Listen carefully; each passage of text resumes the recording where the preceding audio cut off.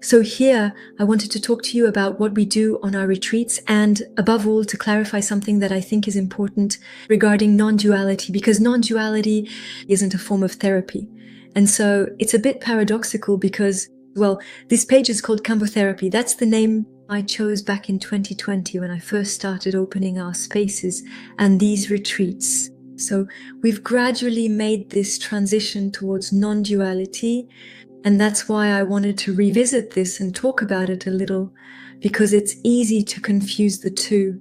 So therapy itself is a space that will help to repair what we might call the story of the character, the story of the little self. These are valuable tools that will help us understand and heal our personal history and experiences. What happened in our relationships with our family, with our parents, with our loved ones, and with our friends. These things, these experiences, they'll allow us to see the wounds that we carry, and they'll allow us to notice and recognize the patterns that we keep replaying again and again in our lives. And this is important work, and it's truly valuable because this foundation is what will help regulate the nervous system. It will help us understand certain mechanisms and soothe the pain within ourselves. If there are things in your life that are difficult right now, if you feel overwhelmed by certain events, if you're feeling anxious, if you feel out of balance at times, then yes, it's important to start there. And there are plenty of tools for that, whether it's traditional therapy or other approaches. For example, on our retreats, we have Cedric, who is trained in family constellations, and he'll bring that therapeutic aspect too. But then there are other types of therapy, such as yoga and breathwork. In short, there are loads of entry points and tools that can be useful. Now, what we're going to bring to our retreats as well is the non-dual aspect. So, to explain it a little, non-duality isn't therapy because we're not going to try to fix the character's story. We're not going to try to delve deeply into what happened to the little self, because non-duality leads us to transcend the story. It leads us to see that this story is nothing more than a story.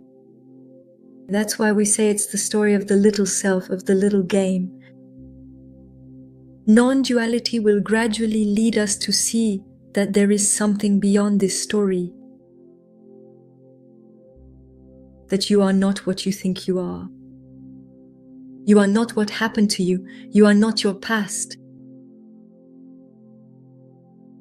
It invites us to see that there is something beyond your birth and that there is always something even beyond your death. And that isn't a cognitive process. It isn't a goal to be achieved. It's really something that needs to be recognized, felt and observed, because it's almost as if for a moment you were to set aside absolutely everything you thought was me. I like to use the image of a toy box. You see, it's the story box with our books, our toys, and we set aside all the roles, all the identities, all the stories. We set aside the world. We set aside the different layers of consciousness. And in the end, only one thing remains.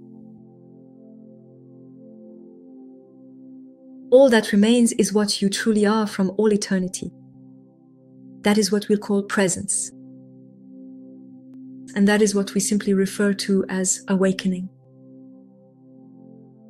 Because awakening is precisely about closing the toy box and returning fully to what you are and have never ceased to be since time immemorial. So you can put on costumes, you can play roles, but there is something within you that cannot be reached.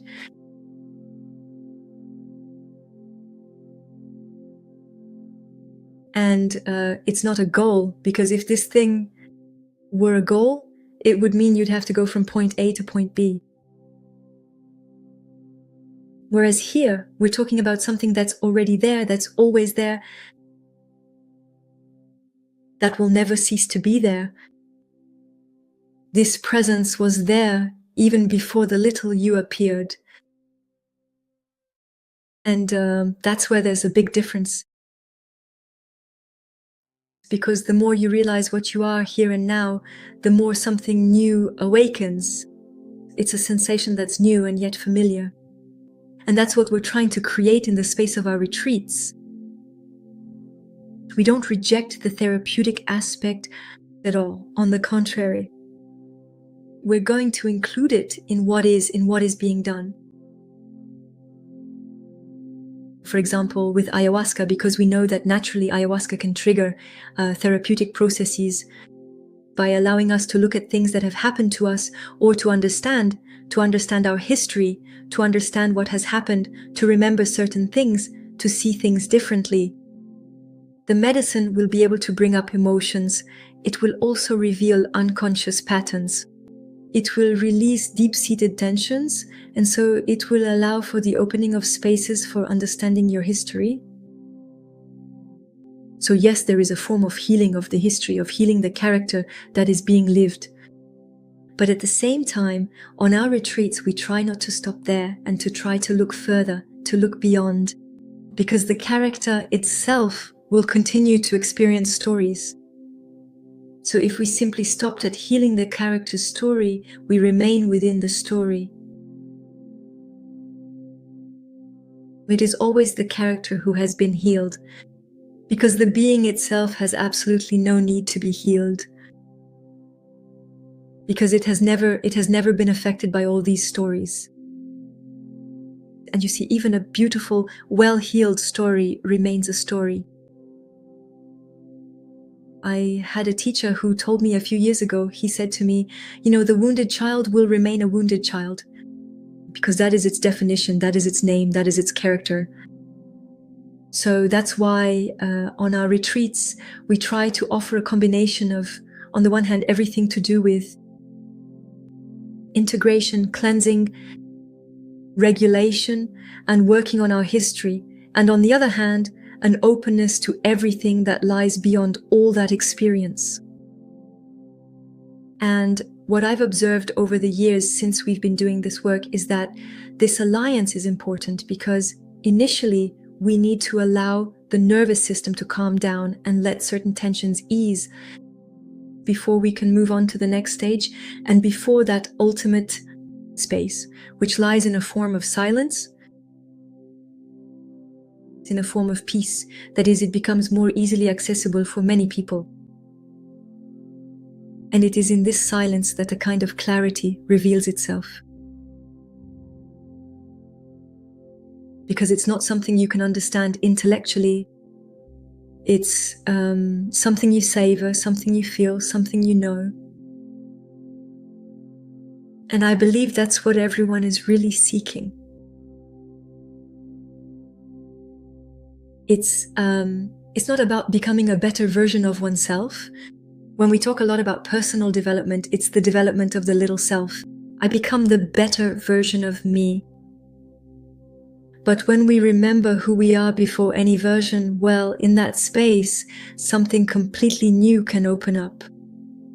Because it's the space in which we can realize that we have always been perfect from all eternity, that we were created perfect by love, and that there is nothing to become, rather there is something to let go of. And that is something that no practice or method can take you to. You can meditate, you can do breathing exercises, you can do yoga, you can take ayahuasca. You can do any kind of psychological or physical work, and all of that is wonderful, but for me, they're simply tools that help prepare the ground and start creating a little more space. Because if you think about it, they can't create the truth, because the truth has never moved. It's already there, it's always been there. And it's as if I were telling you, love has always been there. Peace has always been there. And it's something you recognize. It's as if at some point a veil lifts. And it's sometimes in a moment of silence, in a moment when the mind falls silent, in a moment when let's go inside. And then there's this possibility of a realization. It's something very simple. When you discover it, it's almost obvious. because it is, because it's always been there, because it's as if for a moment you step completely out of the dream. It's what A Course in Miracles calls the holy instant. It's this lifting of the veils, this lifting of the illusions, and that moment when you realize that everything is absolutely perfect. And you see, the most important thing in these spaces isn't necessarily what's said, what's taught. We talk a lot, we try to intellectualize, to theorize things, but the truth ultimately is found in what's felt, in something that can be recognized and that's already there. And often the best way to access this space is to stop trying to understand, to stop trying to conceptualize, to stop believing that there is something to heal, and simply to let what is be, to let what is pass through you.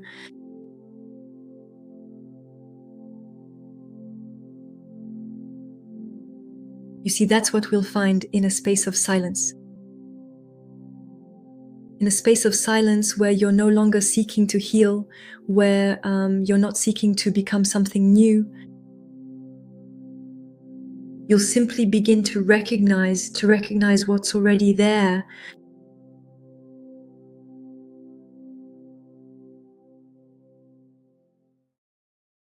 What's already there from time immemorial.